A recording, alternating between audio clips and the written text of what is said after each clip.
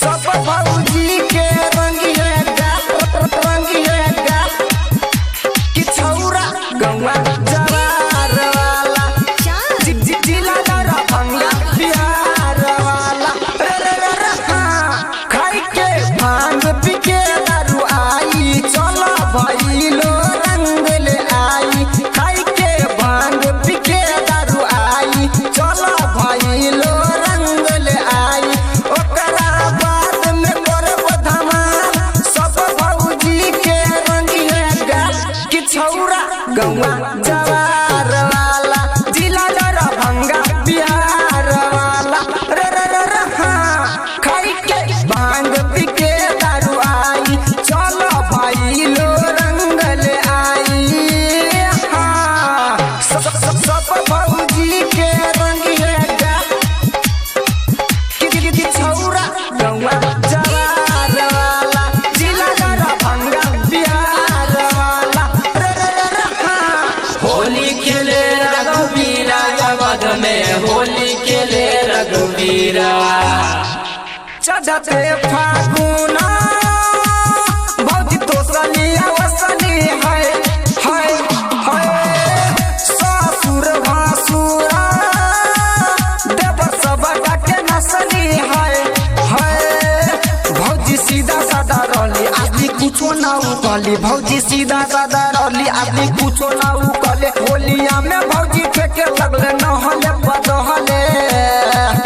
ओकर तेवर तो दिले बदल कि छौरा गौवा जवार वाला जिला डरा भंगा बिहार वाला खाई के भांग पी के दारू आई चलो भइलो रंग ले आई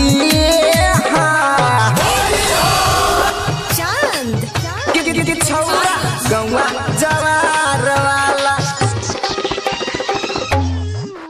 एक नारंग बेली बड़ी अलबेली करी अटबेली उसकी पड़ी है झूम ऐसी मनवावन सब देखे उसको पलट और घूम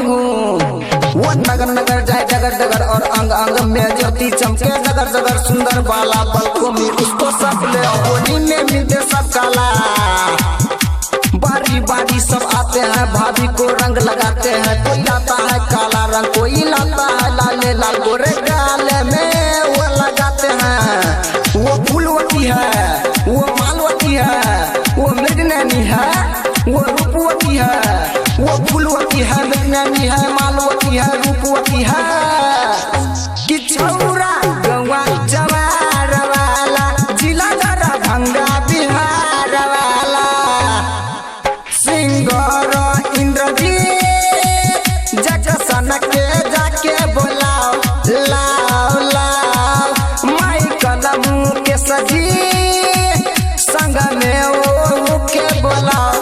लाओ राकेश रॉकी के साथ संजय संगम के माथे राकेश रॉकी के साथ संजय संगम के माथे पंकज यदुवंशी के चरणों में जाके सब रंग